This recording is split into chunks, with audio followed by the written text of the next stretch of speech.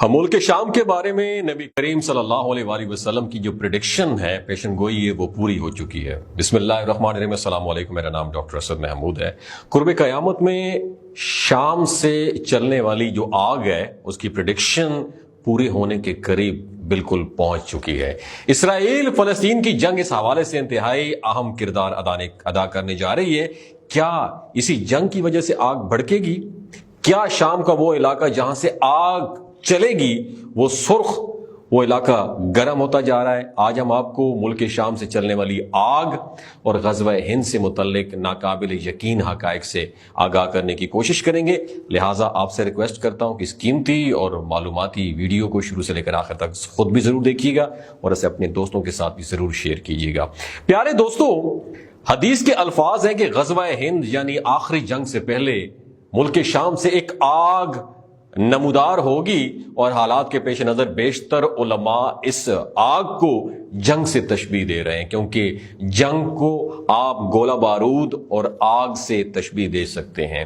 اس کی دلیل کچھ اس طریقے سے ہے کہ جنگ کے اندر جو ویپن استعمال ہوتا ہے نا، وہ آتشی ہوتے ہیں، اور وہ گولہ بارود آگ کی وجہ سے ہی پھٹتا ہے اور مزید آگ پھیلا کر تباہی مچاتا ہے۔ احادیث کی تشریف کرنے والے اہل علم خیال کرتے ہیں کہ حدیث کے الفاظ کا مطلب یہی ہے کہ آخری جنگ سے پہلے ایک جنگ ملک شام کے علاقے سے شروع ہوگی اور رفتہ رفتہ پھیل جائے گی۔ اگر حالیہ دنوں کی بات کی جائے تو فلسطین کا اسرائیل پر حملہ اور اس کے بعد اسرائیل کا پلٹ کا وار کرنا اس سلسلے کی اہم کڑی ہے، جبکہ ایران نے گزشتہ دنوں اسرائیل پر ایٹمی حملے کی دھمکی دی ہے، اور اسرائیل حماس جنگ کے بعد اب یہ خبریں بھی موصول ہو رہی ہیں کہ اسرائیل شام پر زبردست اٹیک کرنے جا رہا ہے، کیونکہ شام، اردن، لبنان اور حماس نے مل کر اسرائیل پر اٹیک کیا تھا۔ اس لیے اسرائیل اپنا بدلہ لینے کے لیے فلسطین کے علاوہ شام اور لبنان جیسے عرب ممالک پر بھی حملے کی پلاننگ کر رہا ہے۔ اور دوسری جانب اسماعیل ہانیہ کی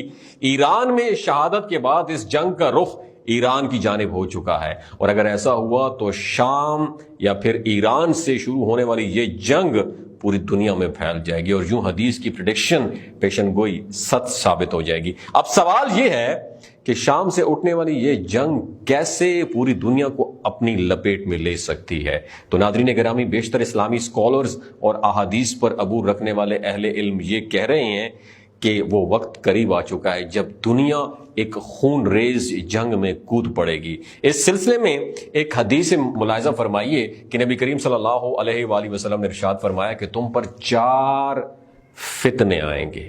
پہلے فتنے میں خون ریزی کو حلال سمجھا جائے گا، دوسرے فتنے میں خون اور آپ کے جو مال ہیں مالوں کو حلال سمجھا جائے گا، تیسرے فتنے میں خون، مال اور شرمگاہوں کو حلال سمجھا جائے گا، اور چوتھا فتنہ بہرا، اندھا اور سب پر چھا جانے والا ہوگا۔ وہ سمندر کی موجوں کی طرح ٹھاٹے مارے گا، یہاں تک کہ لوگوں میں سے کسی ایک کے لیے بھی اس فتنے سے بچنے کے لیے کوئی وے آؤٹ ٹھکانہ نہیں ہوگا۔ وہ فتنہ دجال کا فتنہ ہوگا۔ اگر موجودہ حالات کو دیکھا جائے تو اس میں کوئی شک نہیں ہے کہ یہ دور فتنوں کا دور ہے۔ لوگوں کے مال اور خون کو حلال سمجھا جانے لگا ہے، قتل و غارت عام ہے، چوریاں اور ڈکیتیاں عام ہو چکی ہیں، بے حیائی اتنی ہو چکی ہے کہ عورتیں اپنے جسم کو ڈھانپنے کی بجائے ان کی نمائش کرتے ہوئے فخر محسوس کرتی ہیں۔ اور باقی رہا چوتھا فتنہ یعنی دجال، جو شام سے نکل کر عراق کو ڈھانپ لے گا اور جزیرہ عرب کو اپنے ہاتھوں اور اپنے پاؤں سے رون ڈالے گا۔ علماء کے مطابق یہ وہ ترتیب ہے جو حضور نبی کریم صلی اللہ علیہ وآلہ وسلم نے آنے والے فتنوں کے بارے میں بتائی ہے۔ اس پرفتن دور کے آخر میں ایک بہت بڑی جنگ ہوگی جس میں حق کی فتح اور اسلام کا غلبہ آ جائے گا، جسے غزوہ ہند کہا جائے گا۔ تاریخ یہ بتاتی ہے کہ حضرت ابراہیم علیہ السلام کی نسل سے 3 مذاہب نے جنم لیا، یہودیت، عیسائیت اور اسلام۔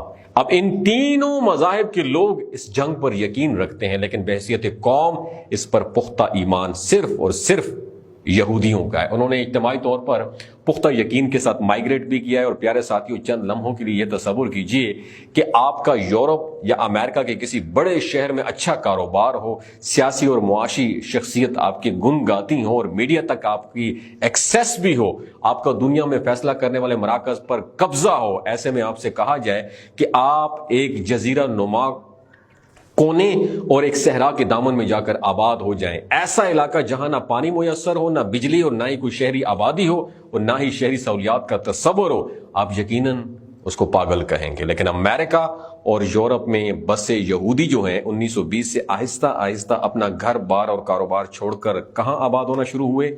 یہاں آباد ہونا شروع ہوئے، حیفا اور تل ابیب جیسے صحرائی علاقے میں، جہاں چاروں طرف ریت اور ارد گرد جو ہے نا آباد دشمنوں کی موجودگی میں، وہاں آباد ہونا خود کو موت کے حوالے کرنے کے مترادف تھا۔ مگر یہودیوں نے ایسا ہی کیا۔ تاریخ بتاتی ہے کہ جنگ عظیم دوم میں یہودیوں پر شدید ظلم ہوئے، لیکن وہ ڈٹے رہے اور اتحادی افواج کی فتح کے بعد وہ ان ملکوں میں آباد ہو گئے۔ ہونا تو یہ چاہیے تھا کہ وہ ان ملکوں میں ہی رہتے اور اقتدار کے مزے لوٹتے، لیکن وہ سب یروشلم کے آس پاس آ کر آباد ہونا شروع ہو گئے۔ انہوں نے خود مختار قومی ریاست بنائی اور ان کو مذہبی ریاست قرار دے دیا، اور توریت کی اس ریاست کا آئین ڈکلیئر کر دیا، اور ریاست بنتے ہی پہلی عرب اسرائیل جنگ ہوئی، لیکن کسی یہودی میں عدم تحفظ کا احساس پیدا نہیں ہوا۔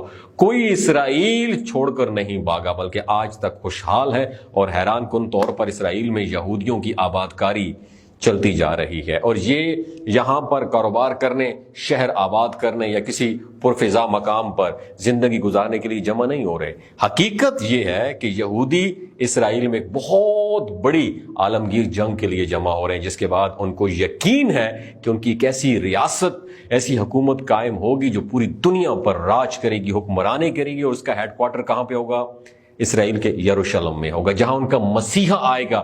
مسیحا کون ہے؟ دجال آئے گا۔ ہیکل سلیمانی دوبارہ تعمیر ہوگا، وہ اپنا پیک ٹائم عروج دوبارہ دیکھیں گے۔ اب کیا تمام امت مسلمہ میں سے 10% کو بھی اس بات کا علم ہے کہ یہودی مسلمانوں سے جنگ کرنے کے لیے اسرائیل میں جمع ہو رہے ہیں؟ یقیناً بہت کم مسلمان اس بات سے مکمل واقفیت رکھتے ہیں۔ ناظرین گرامی، یہاں یہ حدیث بھی یاد رکھنی چاہیے کہ حضور اکرم صلی اللہ علیہ وآلہ وسلم نے فرمایا کہ قیامت اس دن تک قائم نہیں ہوگی یہاں تک کہ تم یہودیوں سے جنگ کرو، یہاں تک کہ وہ پتھر جس کے پیچھے یہودی چھپا ہوا ہوگا، اور پتھر خود کہے گا اے مسلمان یہ دیکھ ایک یہودی میرے پیچھے چھپا ہوا ہے، یا پھر درخت یا پتھر بول کر بتائے گا کہ اے اللہ کے بندے یہ یہودی میرے پیچھے چھپا ہوا ہے، سوائے شجر غرقد کے۔ یہ درخت ایسا ہے کیونکہ یہ یہودیوں کا درخت ہے۔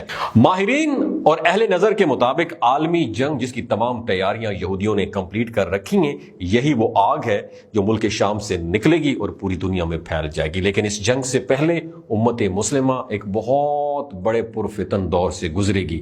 یہ وہی فتنے ہیں جو اندھے، گونگے اور بہرے ہیں۔ یہ فتنے چاروں طرف سے ہمیں گھیر چکے ہیں اور ہر اسلامی ملک میں پھیل چکے ہیں۔ جیسا کہ ہم نے عرض کیا، آج کل خون ریزی اور قتل و غارت گری عام ہے، چوری اور لوٹ مار کا بازار گرم ہے، شرم و حیا کا کوئی پاس نہیں ہے۔ یقیناً اگر نبی کریم صلی اللہ علیہ وسلم کی حدیث کا جائزہ لیا جائے تو 3 فتنے آلریڈی کمپلیٹ ہو چکے ہیں، اور چوتھا فتنہ باقی ہے جسے دجال کہتے ہیں۔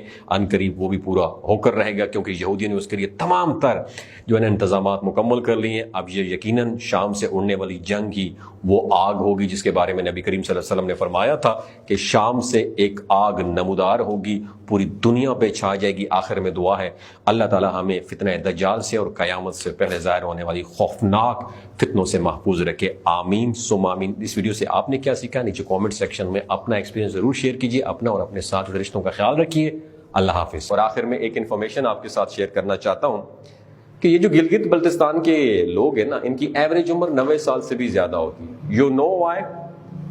شلاجیت استعمال کرتے ہیں۔ شلاجیت کے اندر 85 منرلز ہوتے ہیں۔ اگر آپ چیزوں کو جلدی بھول جاتے ہیں، مردانہ کمزوری محسوس کرتے ہیں، اولاد جیسی نعمت سے محروم ہے، سپرم کاؤنٹ کم ہے آپ کے، ٹیسٹوسٹیرون ہارمون امبیلنس ہیں، آپ سدا بہار جوان نظر آنا چاہتے ہیں، خون کی کمی کو دور کرنا چاہتے ہیں، ہڈیوں جوڑوں کے دردوں سے نجات حاصل کرنا چاہتے ہیں، موٹاپا کم کرنا چاہتے ہیں، تو شلاجیت ضرور استعمال کریں۔ ایک بات آپ نے دماغ کی کھڑکیوں کو کھول کے آپ نے یاد رکھنی ہے، ہمیشہ آرگینک اور قدرتی چیزوں کا استعمال کریں. کیمیکل والے فوڈ سپلیمنٹ خدارا آپ نے استعمال نہیں کرنے. اگر آپ شلجیت کو آرڈر کرنا چاہتے ہیں نیچے دیے گئے نمبر پر رابطہ کریں. 3 باتوں کا آپ نے خیال رکھنا ہے جو کوئی بھی نہیں بتاتا. حاملہ خواتین، ہائی بلڈ پریشر میں مبتلا افراد اور 15 سے 20 سال نوجوان نسل جو غیر شادی شدہ اہم سیکشول پاور کو بوسٹ کرنا چاہتی ہے ڈاکٹر کے ایڈوائس کے بغیر استعمال نہ کریں. باقی سارے لوگ بے دھڑک اور سردیوں گرمیوں میں استعمال کر سکتے ہیں. بہت شکریہ.